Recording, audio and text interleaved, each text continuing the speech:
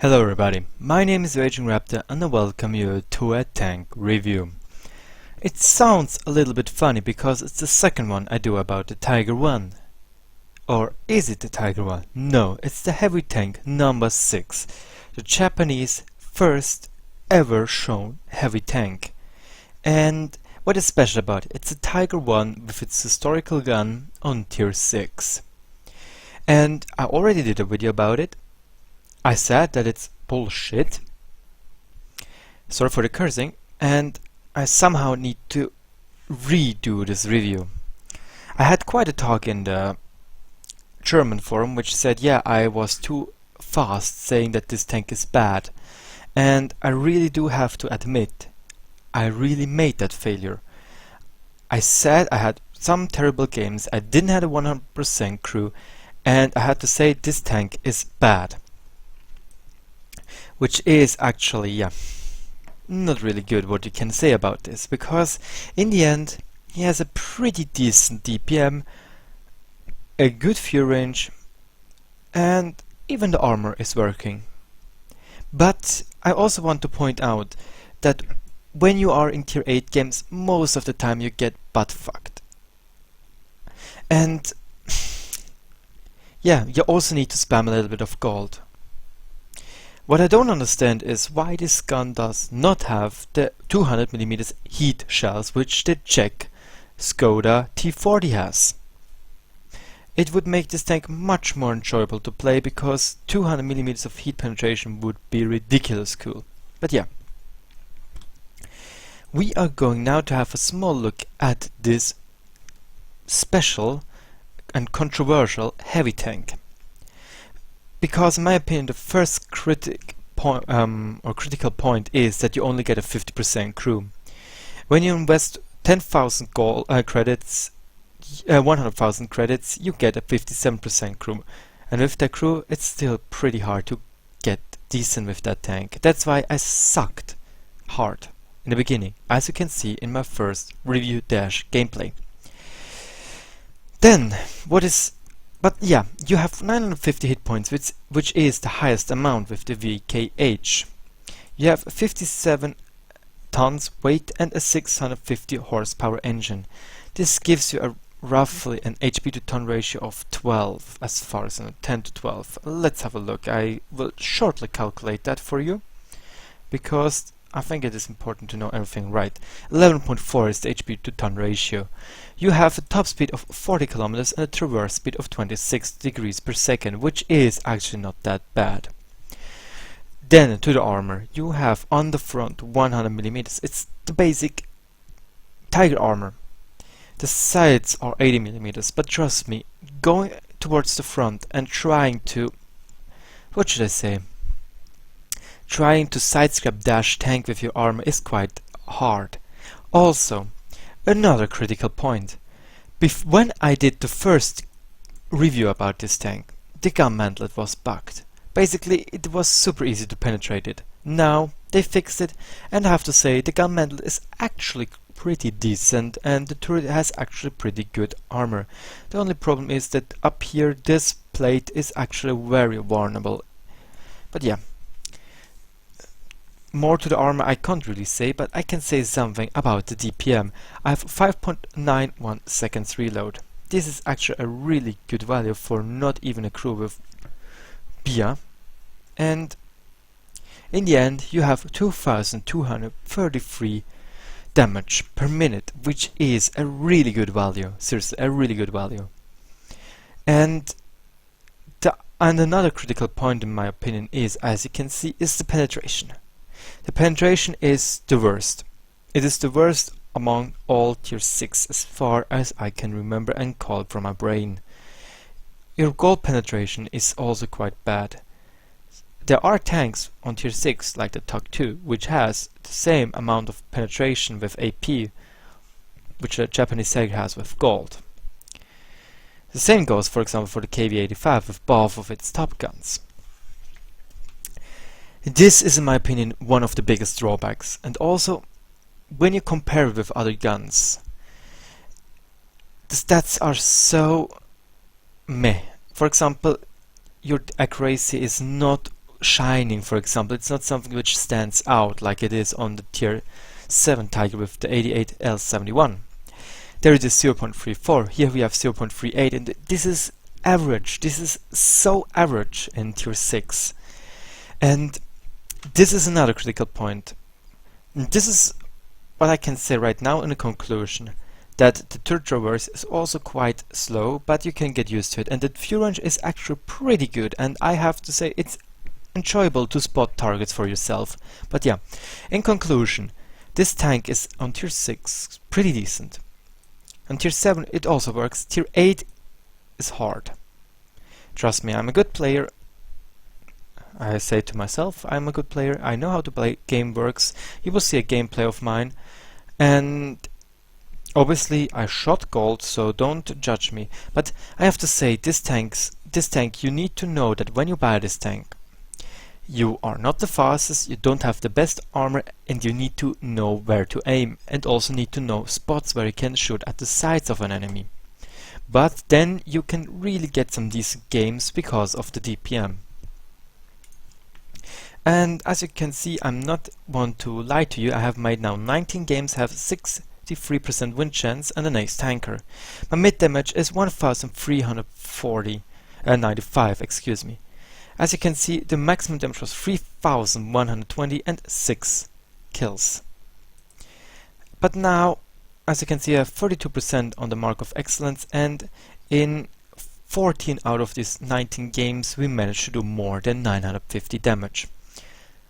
But I also had a look at how it is going in skirmishes with this tank. And I have to say, yes, it is pretty decent. You most of the time do 1000 damage, which is actually okayish. As you can see, it's even more than a dual Cromwell B, but in return we don't have such a good win rate. Sure, it could be better, but I really have to say, from tier 6 tanks I did the most damage. So, I think it is time that we go to the gameplay so you see what I mean about somehow the accuracy, the penetration and the armor. And especially the DPM, because the DPM is actually really good. So, be right back. So, here we are. This is our tier 8 game. As you can see, luckily there are only 2 tier 8 enemies, several tier 7 tanks and some tier 6 tanks. But I am fighting against tier 8 enemies, tier 6 and tier 7 enemies. And to spoil it a little bit, I also got a top gun. But now I really want to show you guys how this tank, in my opinion, works. As I said in the beginning, it was a quite stupid thing to achieve to get a 100% crew, to get the full potential of this tank. But then I got it, and I have to say, yeah, I actually even like it. As you can see, the acceleration is not that bad. I get to the 40 km per hour quite fast for such a heavy tank. This is also something which I encountered in the skirmisher battles, that this tank is actually quite fast for a heavy tank. And yeah, in this game we won't see that much of good armor usability, but we will see that also you guys need to kill low HP targets, because in the end I was a low HP target and still did a really high amount of damage. As you can see, I'm not going into the town because I want to go somewhere where there are enemies I can penetrate. And there comes the RL-44. I immediately changed to APCR, so I have sure penetrations on his turret. I know you can say that I am a gold noob, but I think it is very important that we can get this guy out of the game. As you can see, we are taking full advantage of our DPM. He has a little bit more damage per shot, but he has quite long reload time. And what we are right now trying to do is getting some hold down positions so that it is harder for him to penetrate us. And he even shows us his weak spot, and on 140 meters we even snipe it. The gun is not that inaccurate, seriously. It's 0.38, it could be better, seriously. this is something which I would really like to see, a more accurate and accuracy buff, but it's not that bad. You can work with it. And now, you saw something. I had the ability to shoot at the Churchill 7, but I didn't. And this was because the Rudy was spotted and he shot. And the R44 is not such a good player that he was still thinking that I am there. And that's why I waited for him to come out, and so I can kill him. And as you can see, now we are going to fight against the Churchill 7, still have the APCR loaded so we can penetrate its turret. And you can also see that for him it's not a big deal to penetrate us. Obviously we didn't angle that much, but yeah. We only have 379 HP left.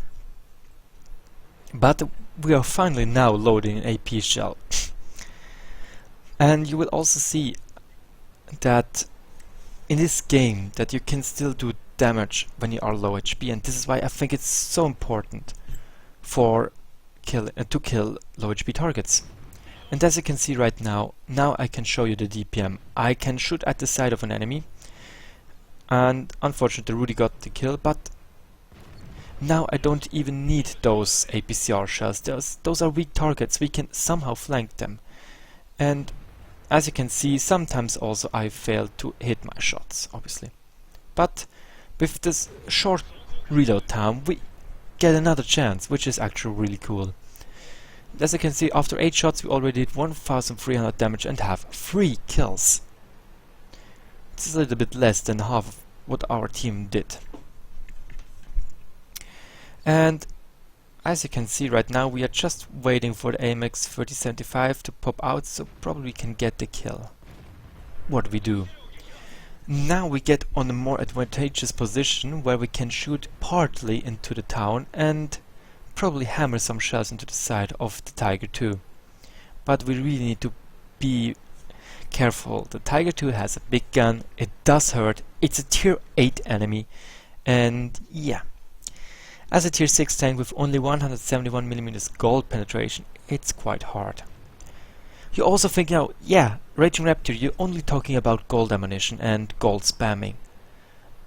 But right now I want to show you guys that this tank still is somehow viable in tier 8 battles with gold ammunition. It sounds stupid, it is probably a little bit stupid, and I'm sorry for the quite much gold spam, but I think it is important to show you that this tank still can do stuff in tier 8 games. And right now we do have some mind games with the Tiger 2, and we have still loaded the APCR shell, so we have sure penetrations. You think now, okay, where is it? Sixth Sense? Well, it's not there, I don't have it yet, it's at 50%. As you can see, I even suck at driving backward, because I just hanged in there. But I think you just saw right now that we can dispatch an enemy tier 6 tank quite fast. And yeah, there we got the 376 damage shot by the Tiger 2. 3 HP left. And now it gets interesting because we need to still do 1000 damage and 1 kill. But we already did with the amazing DPM 2100 damage, which is actually a really good value for a tier 6 tank in a tier 8 game. But now we will have to fight a little bit with that castle, because we don't want to go out and die by artillery or the Tiger 2, which is still a big threat because he is a good player. And our other guys are quite, well, the Dickermark's not, but the IS-3 is also stuck, and we need to watch out for that. And as you can see, I was just like, okay, probably the T-29 is going over the bridge, probably I can spot him and shoot at him, but unfortunately this is not going to happen. In return, the Dickermark is trying to get some shots into the back of the Tiger 2, and as far as I know, he even manages to do it, which is actually pretty good. I know, bad raging, bad is turret. It's 2:30 in the morning. I don't have that much time to do my videos all day long because, yeah, military reasons. But now the Tiger II is still not showing us his weak spots, his weak side. But right now it looks like he's coming back again. We still have loaded the APCR shell, I know, gold noob. I really do know that it is gold noobing right now. But I want to win the game, and in the end we don't need gold anymore. After we killed the Tiger II, obviously. But also with this gold spam I want to show you that this tank even gets chances to penetrate heavily armed targets like a Tiger II when they are uncareful. Right now I'm still waiting for him to cross the bridge to finish off the IS-3, but he is not doing that. And I just dodged this shell, my staff really good, and obviously we bounced that shell because it went on the turret. But right now he's moving forward, and I don't know why he's not focusing on us, because we are still a low HP target, we are one shot for him. And as you can see, he shows us his side again, and we don't have a problem to hammer and shell into it. And yes, we only need 3 more shells to kill him. And we still have enough APCR shells to do so. I know, still quite some gold spam here, but as you can see, it is worth it. We don't really have a problem to penetrate his side of the turret, and the Max finished him off. Only one enemy left, the enemy SPG. And as you can see right now, we don't need the APCR anymore. I know, I shot a lot of gold. I didn't show you that this tank is good for, what should I say, is good for anything else in tier 8 games probably. But it works. It works pretty good when you have the chance to flank an enemy. And here even our allies are crushing me to get the 6th kill. And you will see it's quite still more or less funny game, because woohoo, 188 damage. I think this is the lowest possible we can do. But as you can see again, our shots, we reload quite fast. And sooner or later the M12 is coming out again. And we need to watch out that he's not shooting us away. But with that little thing there, we get it. And holy, unfortunate I didn't, what should I say, I didn't recorded it live, this gameplay, but trust me, holy smokes, I was just like, yes, I got 6 kills and in a tier 8 game, and it was great. But now you're probably wondering how much money I got for that ridiculous amount of gold spam. But first we'll have a look at the other stats. We got an ace tanker, obviously. We got 73,938 credits, 2,352 experience, no daily. And yeah, in the end we got 3,057 experience, which is really cool. 3,120 damage, 426 spotting damage, and a top gun. And as you can see, we did more damage than our tier 8 tanks.